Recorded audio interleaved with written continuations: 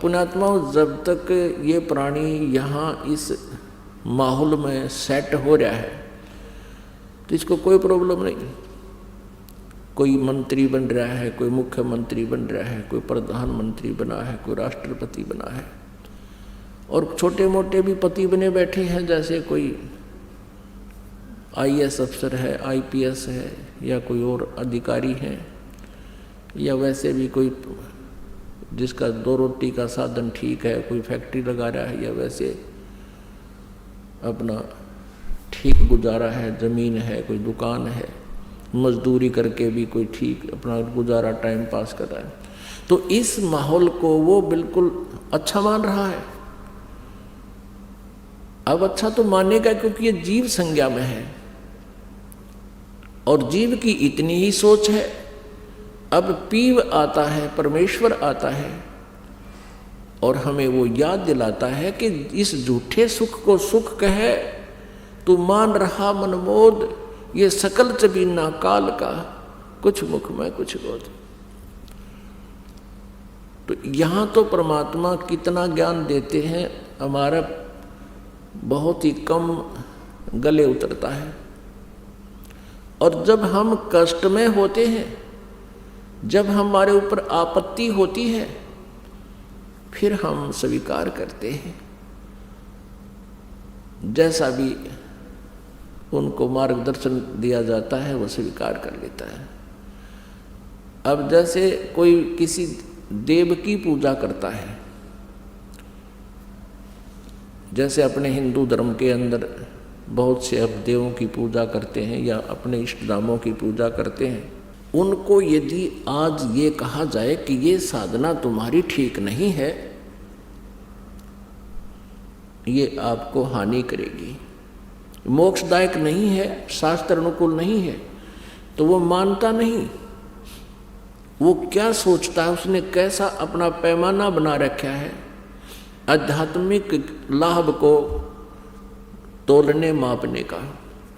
अब जैसे पिछले संस्कार पुण्य के आधार से आज किसी प्राणी की अच्छी पोस्ट है, अच्छी संतान है, और संतान की भी अच्छी नौकरी सेट होगी है, और उनका भी अच्छा गुजारा है, तो वो ये मान बैठा है कि जो पूजाएं हम कर रहे हैं, क्योंकि आपको बताया कि 50% अभी भी आस्तिक व्यक्ति हैं, और वही 50% आस्तिक व्यक्ति कहीं ना कहीं परमात्मा के लिए कोई ना कोई अवश्य साधन करता है, क्योंकि आत्मा परमात्मा के बिना रह नहीं सकती है।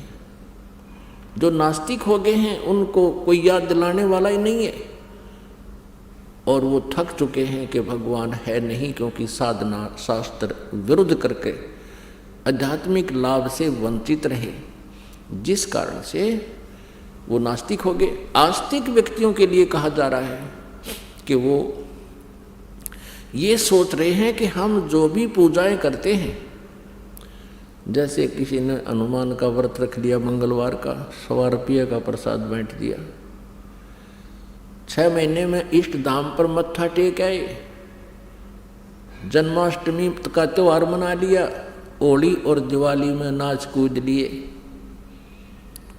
और एक गायत्री मंत्र का जाप कर लिया, या कोई और छोटे मोटे स्तोत्र 2-4 बार कर लिए। वो ये सोच रहा है कि ये सुख मुझे इनसे प्राप्त हो रहा है, और फिर उन पर आपत्ति जब आ जाती है और उनकी दुर्गति प्रारंभ होती है, वो जो साधना कर रहा था उससे तो कोई लाभ हुआ नहीं, फिर वो कहाँ जाते हैं, किसी संत या किसी स्थान पर जाते हैं जिसके विषय में ये सुना हुआ होता है कि वहाँ जाते सुखी होता है।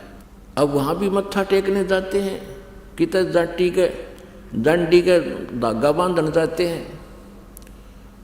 अब वहाँ भी जब वो धक्के खा लेते हैं, कोई आराम नहीं होता और दुर्गति चरम सीमा पर होती है, उस समय कोई संत उनको मिलता है और वो फिर कहता है कि तुम ये साधना त्यागनी पड़ेगी, और जैसे हम बताएंगे ऐसे करना होगा, तो वो तुरंत मान जाते हैं। जैसा आप कहोगे वैसा ही कर लेंगे। क्योंकि जिन पूजाओं को वो फाइनल मान रहे थे, सही मान रहे थे, जब तक पूर्व जन्म का शुभ संस्कार साथ रहा तो मौज माच रही थी। और जब वो बैटरी डिस्चार्ज हो ली, आगे चार्जर ठीक लगा नहीं, यानी शास्त्र अनुकूल साधना मिली नहीं, और पूर्व जन्म जन्मांतर के कोई शुभ संस्कार इकट्ठे थे, वह बैटरी चार्ज थी। अब वो चार्जर ठीक ना लगने से वो पूर्व जन्म की बैटरी डिस्चार्ज होगी, वो पुण्य समाप्त हो गए। और जब तक वो बैटरी चार्ज थी इन्वर्टर की, चार्जर बेशक मत लाओ, तो भी वो अपना काम प्रॉपर कर रही होती है, ट्यूब भी जग रही होती है, पंखा भी चल रहा होता है, बस नो प्रॉब्लम।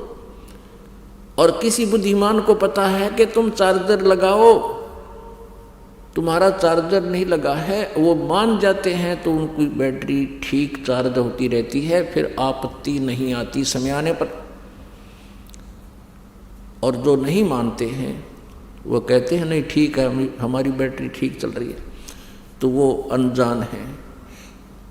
और जब वो पूर्व जन्म के संस्कार समाप्त हो जाएंगे, उसके तुरंत बाद एकदम जैसे इन्वर्टर की बैटरी जब डिस्चार्ज होगी तो सारी सुविधाएं बंद हो जाएंगी, ना ट्यूब चले, ना पंखा चले, ना और कोई कार्य हो।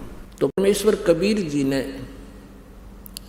जब वहाँ उन तपस्या पर जल रही उन आत्माओं से कहा कि तुम्हारे अंदर कुछ गुरु भी आए हैं, अखां जी वो खड़े होना जरा।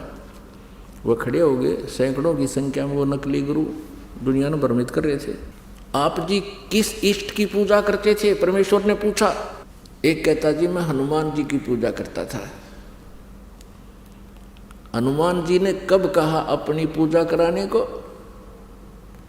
अरे वो तो भगत थे, वो तो स्वयं पूजा करते थे भगवान की।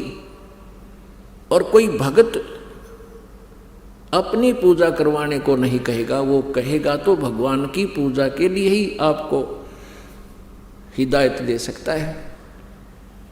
और यदि कोई भक्त अपनी पूजा कराता है, वो भक्त नहीं, वो दुष्ट है।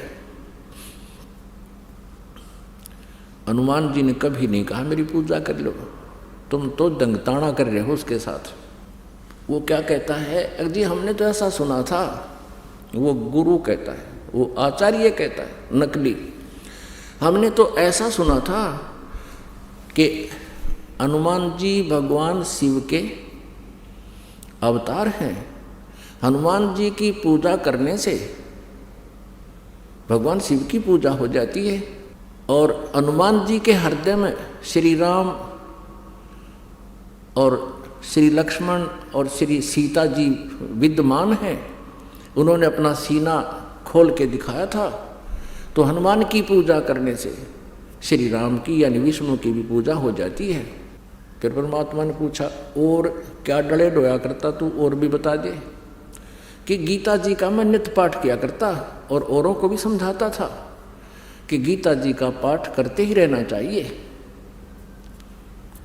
अब परमेश्वर ने कहा रबले पुरुष, अब गीता जी में 18 अध्याय हैं, और यदि हनुमान जी की पूजा से ही विष्णु जी और शिव जी की पूजा का लाभ मिलना होता तो उन 18 अध्याय का ज्ञान देने की परमात्मा को क्यों आवश्यकता पड़ी? 2 शब्द कह देता, हनुमान की पूजा कर लियो और विष्णु और शिव जी की तुम्हारी वाय पूजा हो जाएगी। है भले आदमी, अब तुझे क्या मिला यहाँ पर? अब भुगत रहा है तू, और अब क्या होगा तेरा? नरक में जाएगा सीधा। तेरी कोई चार भक्ति ठीक नहीं थी, शास्त्र विरुद्ध साधना तू कर रहा था। अब परमेश्वर ने उनको बहुत लताड़ा। लताड़न का मतलब है ज्ञान से समझाया कि तुमने अपना जीवन बर्बाद किया, लाखों व्यक्तियों को डबो दिया। ये दंत कथा लोक वेद सुना सुना के शास्त्र विधि को त्याग कर मनमाना आचरण तुमने किया और अपने अनुयायियों से करवाया, जिस कारण आज तुम्हारी ये दुर्गति हो रही है। और आगे देखना क्या होगा तुम्हारे साथ। परमात्मा ने बताया कि तुम्हारे इतिहास में, क्योंकि प्रत्येक प्राणी के अंतःकरण में उसके पुण्य और पाप कोड वर्डों में अंकित होते हैं। परमात्मा ने उसी समय अपनी शक्ति से उसके किए हुए कर्म सामने दिखा दिए। ये देख, अब तू क्या बनेगा, गधे की योनि में जाएगा यहाँ से सीधा, अब बनेगा तू आचार्य। ऐसे ही वो एक दूसरा खड़ा था, कहा जी मैं तो वेदों अनुसार साधना करता था। वेदों अनुसार क्या साधना करता था कि गायत्री का जाप करता था, गायत्री मंत्र का जाप करता था मैं। अब परमात्मा ने कहा कि गायत्री मंत्र क्या चीज है, कि ये ऋषियों की खोज है, ऋषियों ने अपने अनुभव से इसको खोजा है। अब परमात्मा बोले बुद्धू तू बात तो बनाओ, मैं वेद पढ़ा करता, इतने कह पता नहीं गायत्री मंत्र क्या है। ये यजुर्वेद के 36वें अध्याय का 3रा मंत्र है। उसमें ओम शब्द नहीं है और ना ही इसके साथ ओम शब्द जोड़ना चाहिए। आप ओम शब्द लगाकर इस भूर्भुवः स्व तत्सवितुर्वरेण्यम भर्गो देवस्य धीमहि धियो यो न प्रचोदयात्, इस मंत्र के साथ यदि ओम शब्द लगाते हो तो इसको भी निष्क्रिय कर रहे हो, परमात्मा का अपमान कर रहे हो। ओम शब्द नहीं लगाना चाहिए, क्योंकि ओम नाम है ब्रह्म का, ओम मंत्र है ब्रह्म का, और ये भूर्भुवः स्व जो महिमा है ये पूर्ण परमात्मा की, परम अक्षर ब्रह्म की। अब जैसे प्रधानमंत्री जी को आप कोई एप्लीकेशन लिखते हो और शुरू में लिख दे मुख्यमंत्री जी और उसका नाम लिख दे, वो कागज ने पाट देंगे कलर को वहाँ पर कि तो मुख्यमंत्री की तरफ है, नीचे भेज दो इसको। तो ओम नाम इस मंत्र यजुर्वेद अध्याय 36 के मंत्र 3 के साथ नहीं लगाना चाहिए। इसको कहते हैं यो खचड़ा ज्ञान। ये लोक वेद, दंत कथा,